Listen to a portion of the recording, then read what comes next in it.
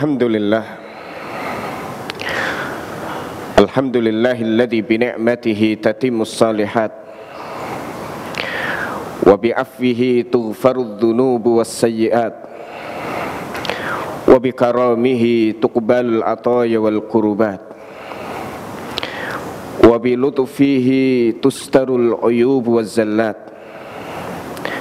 Nahmaduhu haqqa hamdihi wa nashkuruhu haqqa syukrihi wa nasta'inuhu wa nastaghfiruh wa na'udzu bihi min syururi anfusina wa min sayyiati a'malina. May yahdihillahu fala mudhillalah wa may yudlil fala hadiyalah. Asyhadu an la ilaha illallah wahdahu la syarikalah wa asyhadu anna Muhammadan abduhu wa rasuluhu la nabiyya ba'dah. Salawatullahi wassalamuhu alaihi wa ala alihi wa sahbihi wa mawalah. Ya ayyuhalladzina amanu ittaqullaha haqqa tuqatih wa la tamutunna illa wa antum muslimun. Ya ayyuhan nasu ittaqu rabbakum alladzi khalaqakum min nafsin wahidah wa khalaqa minha zawjaha wa batha minhuma rijalan katsiran wa nisaa.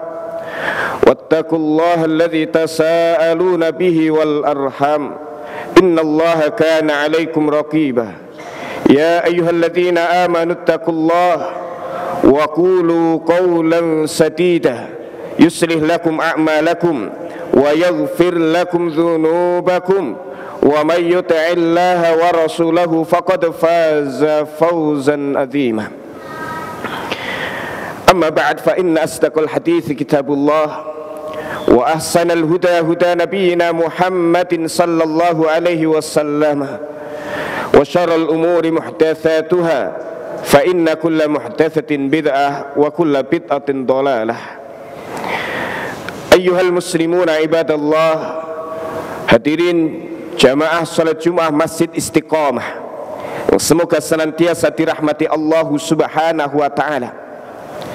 Setelah bertahmid memuji Allah dan menyampaikan salat dan salam atas Rasulullah beserta keluarga dan para sahabatnya, kami berwasiat untuk diri kami pribadi dan jamaah sekalian agar kita senantiasa bertakwa kepada Allah Subhanahu wa taala dalam semua keadaan kita, dimanapun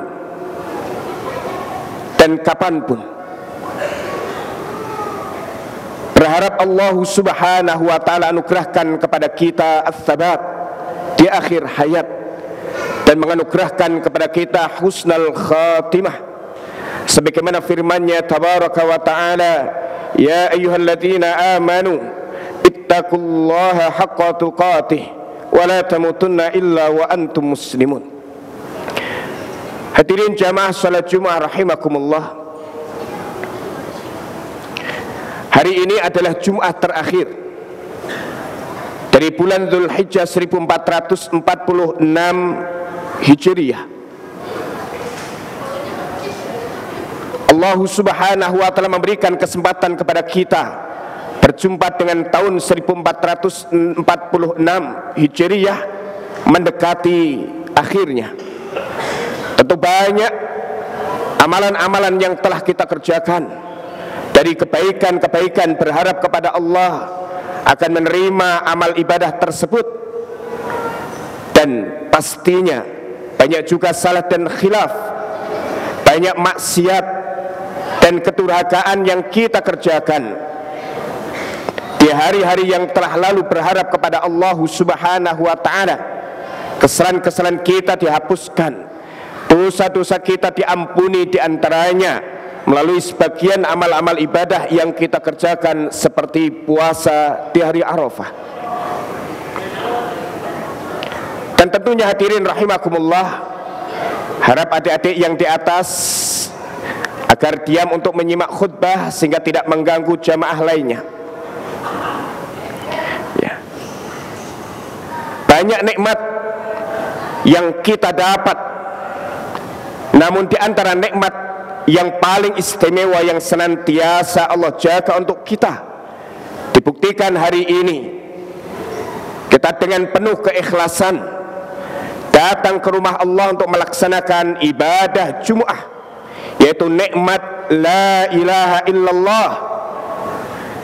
Nikmat kita mengucapkan dan meyakini, membenarkan serta tunduk kepada kalimat tauhid la ilaha illallah yang disampaikan oleh Sufyan ibnu Uyainah rahimahullahu ta'ala, ma an'ama Allahu ala 'abdin minal ibadi ni'matan a'dham min an arrafahum la ilaha illallah. Tiada Allah memberi nikmat kepada seorang hamba dari hamba-hambanya yang nikmat itu lebih agung daripada Allah kenalkan kepada mereka la ilaha illallah, yang dikenal juga sebagai miftahul jannah, kuncinya surga. Dan Wahab bin Munabbih, hadirin rahimakumullah, pernah ditanya oleh muridnya, wahai imam, bukankah la ilaha illallah itu kuncinya surga? Maka beliau menjawab, bala, betul. Dan beliau melanjutkan, akan tetapi tidak ada kunci kecuali dia memiliki gerigi. Apabila engkau membawa kunci yang bergerigi, engkau akan bisa membuka pintu. Dan gerigi dari kunci surga la ilaha illallah adalah syurutuha, syarat-syaratnya, yang para ulama kita menjelaskan ada 7, sebagiannya menambahkan 1 menjadi 8. Yakni harus diilmui, yang lawannya adalah al-jahlu, dia tidak jahil. Harus benar-benar diyakini, dia tidak ragu. Kemudian as-sidqu, dia jujur, dia tidak mengucapkannya dan tidak berdusta. Dia mau menerima dan tidak menolak. Dia mau tunduk terhadap tuntutannya berupa melaksanakan perintah dan menjauhi larangannya. Dia tidak meninggalkan perintah-perintah. Dan yang keenam adalah al-ikhlas, tidak riak dan juga tidak berbuat syirik. Dan yang ketujuh adalah al-mahabbah, cinta. Dia tidak benci dan tidak memusuhi. Dan ditambahkan satunya al-kufru bima yu'badu min dunillah, dia kufur kepada setiap yang diibadahi selain Allah.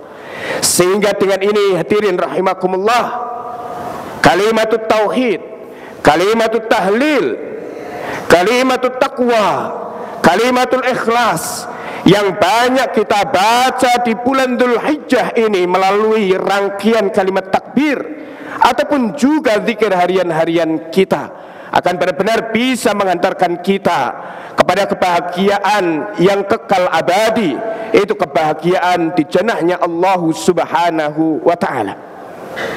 Oleh karenanya, mari kita benar-benar menyadari akan anugerah nikmat yang agung ini, senantiasa berusaha mensyukurinya dengan senantiasa menjaga kalimat ini dan melaksanakan tuntutan-tuntutannya, konsekuensi-konsekuensi dan kewajiban-kewajibannya, sehingga dengan sebab ini kita terkategori yang disabdakan oleh Nabi sallallahu alaihi wasallam, man mata wa huwa ya'lam annahu la ilaha illallah dakhalal jannah. Siapa meninggal dunia sementara dia benar-benar mengetahui la ilaha illallah, maka pasti dia akan masuk surga. Hadirin jamaah salat Jumat Masjid Istiqamah yang semoga senantiasa dirahmati Allah Subhanahu wa ta'ala. Diriwayatkan dalam sebuah hadis yang diriwayatkan oleh Imam Ahmad di dalam kitabnya Az-Zuhd dari Tariq bin Syihab radhiyallahu ta'ala anhu, Rasulullah sallallahu alaihi wasallam bersabda, dakhalal jannata rajulun fi dzubab wa dakhalan nar rajulun fi dzubab. Ada seorang laki-laki masuk surga karena sebab seekor lalat, dan ada pula yang masuk neraka karena sebab seekor lalat. Para sahabat bertanya, wa kaifa dzalika ya Rasulullah? Bagaimana itu bisa terjadi wahai Rasulullah? Beliau menjawab, ada 2 orang yang sedang melakukan perjalanan. Mereka melewati satu kampung yang penduduknya memiliki berhala. Mereka tidak mengizinkan orang luar melewati kampung mereka, sehingga mengorbankan sesuatu untuk berhalanya. Dan mereka berkata kepada salah seorang dari keduanya, qarib, berkorbanlah engkau. Maka ia menjawab, ma indi syai'un uqarrib, aku tidak punya sesuatu untuk kukorbankan. Maka Maka mereka pun berkata, qarib walau dubaban, berkorbanlah walaupun dengan seekor lalat. Dan dia berkorban dengan seekor lalat. Fakhallu sabilah, mereka membiarkan orang itu melewati kampung mereka, melanjutkan perjalanannya, dan kemudian ia menemui kematian. Fadakhalan nar, dengan sebab itu dia masuk neraka. Penduduk kampung berkata kepada seorang lagi, berkorbanlah engkau untuk berhala kami. Dia pun menjawab, aku tidak akan mau berkorban untuk seseorang selain Allah dengan apapun juga. Maka penduduk kampung tadi marah, kemudian memenggal lehernya sehingga dia meninggal dunia dalam kondisi berpegang teguh dengan ketauhidan. Dia ingkar kepada setiap yang diibadahi selain Allah, dan dia mengikrarkan tidak mau beribadah kecuali hanya kepada Allah Subhanahu wa ta'ala, dan dengan sebab itu dia masuk surga. Hadirin rahimakumullah, sangat banyak sekali hikmah dan pelajaran dari hadis yang mulia ini, dari kisah orang yang masuk surga karena sebab seekor lalat dan masuk neraka karena seekor lalat. Namun yang paling menentukan, hadirin rahimakumullah, bahwa seseorang itu akan dinilai ya di akhir hayatnya, di atas apa dia meninggal dunia, maka nilainya ditentukan saat itu. Maka siapa yang meninggalnya di atas ketauhidan, maka dia pasti akan masuk surga. Dan sebaliknya, siapa yang meninggalnya di atas kesyirikan, atau dia meninggalkan ibadah kepada Allah Subhanahu wa ta'ala, maka pasti dia akan masuk neraka. Dan Habibuna al-Mustafa Rasulullah sallallahu alaihi wasallam bersabda, ada dua perkara yang paling menentukan. Para sahabat bertanya, mal mujibatan ya Rasulullah, apa dua perkara yang paling menentukan itu wahai Rasulullah? Dan beliau menjawab, man mata la yusyriku bihi syai'an dakhalal jannah, siapa meninggal dunia dalam kondisi tidak menyekutukan Allah, sementara dia menyekutukan Allah dengan selainnya, maka pasti akan masuk neraka. Di dalam redaksi yang lain dari Jabir bin Abdullah radhiyallahu taala anhu, man laqiyallaha la yusyriku bihi syai'a dakhalal jannah wa man laqiyahu yusyriku bihi syai'a dakhalan nar. Siapa yang berjumpa Allah dalam kondisi tidak menyekutukannya dengan apapun juga, maka pasti dia masuk surga. Dan siapa yang berjumpa Allah meninggal dunia dalam kondisi menyekutukan Allah dengan sesuatu, maka pasti dia masuk neraka.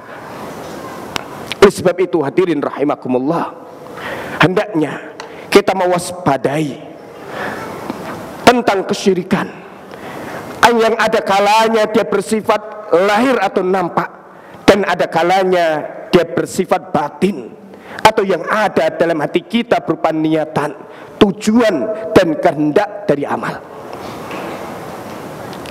Ada kalanya kesyirikan terjadi melalui ucapan lisan, ada kalanya melalui perbuatan-perbuatan anggota badan. Maka segala sesuatu yang berkaitan dengan kesyirikan bagi orang yang bertauhid, maka akan memandangnya sebagai keburukan yang sangat besar, dan dia akan berlepas diri dan dia akan menjauhi kesyirikan itu. Karena siapa yang melakukan kesyirikan kemudian dia meninggal di atasnya, maka pasti dia masuk neraka.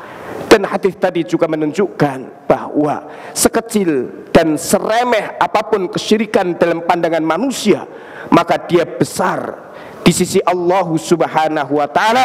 Oleh karenanya hendaknya kita senantiasa waspada dan berhati-hati terhadap kesyirikan, lebih-lebih kesyirikan yang terjadi di zaman ini, hadirin rahimakumullah, zaman yang sudah tua. Berbagai macam fitnah-fitnah ada di zaman kita, yang ada kalanya kesyirikan itu nanti berkaitan dengan kepentingan politik, ada kalanya berkaitan dengan kepentingan usaha, ada kalanya berkaitan dengan kepentingan kekayaan, ada kalanya berkaitan dengan perjodohan, dan juga hal-hal lainnya berkaitan dengan menggunakan jimat, pergi ke dukun, atau memberikan sesajen sesembahan untuk selain Allah Subhanahu wa ta'ala. Dan kadang juga berkaitan dengan niatan, tujuan dan kehendak dalam diri kita.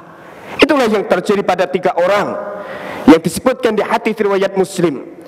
Yang pertama akan diadili oleh Allah Subhanahu wa taala dan pertama dilempar ke dalam neraka, yaitu orang yang berjihad sampai gugur di medan jihad, dipanggil oleh Allah Subhanahu wa taala. Allah perlihatkan nikmat-nikmat yang pernah Allah berikan kepadanya. Dia pun mengakui banyaknya nikmat tersebut. Lalu Allah bertanya, "Apa yang engkau lakukan dengan nikmat-nikmat itu?" Dia menjawab, "Aku berjihad di jalanmu hatta ustushhidtu, sehingga aku mati syahid." Allah jawab, "Kamu dusta. Bukankah kamu berjihad supaya disebut seorang pemberani? Dan kau telah mendapatkan sebutan itu." Lalu orang ini diseret dengan muka di bawah, kemudian dilemparkan ke dalam neraka. Dipanggil orang kedua, hadirin rahimakumullah, seorang ahli ilmu dan ahli baca Al-Quran. Seperti orang pertama, Allah perlihatkan nikmat-nikmat yang telah Allah berikan kepadanya, dan ia pun mengakui banyaknya nikmat itu. Allah tanya kepadanya, "Untuk apa kau gunakan nikmat-nikmat tersebut?"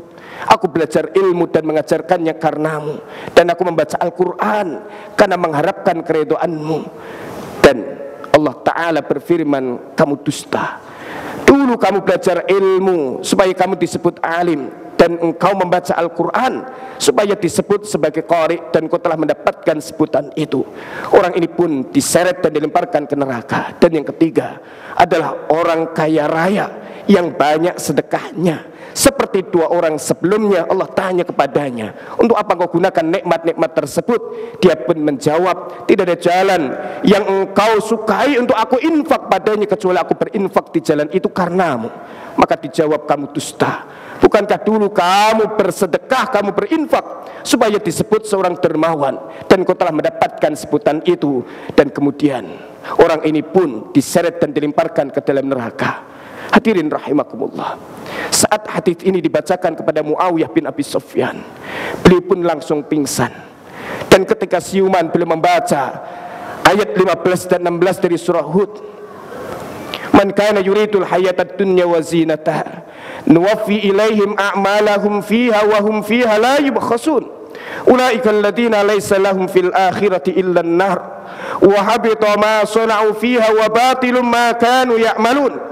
Siapa yang menghendaki kehidupan dunia dan perhiasannya, kami sempurnakan balasan untuknya di dunia ini, dan ia tidak dirugikan sedikit pun di dalamnya.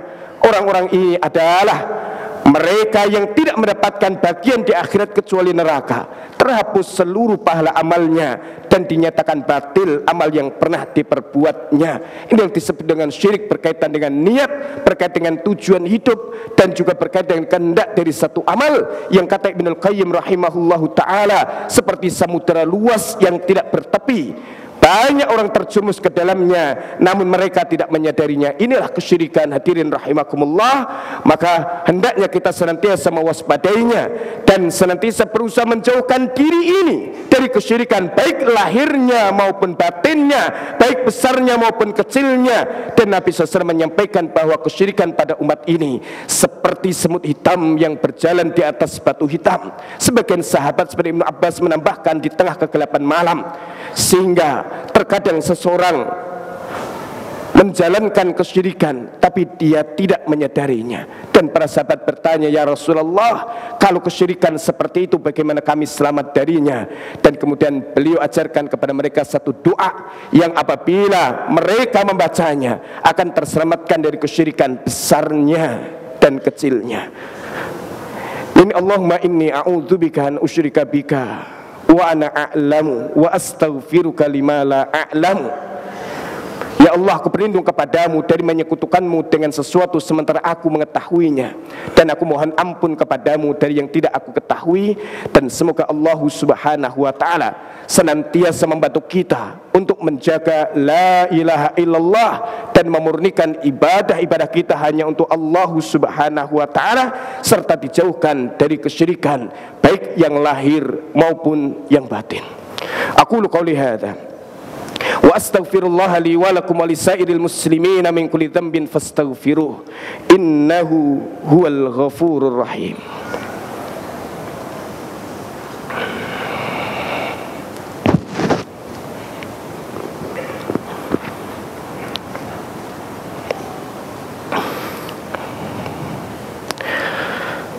Alhamdulillah. Alhamdulillahi rabbil alamin. Wa bihi nasta'inu ala umurid dunya waddin.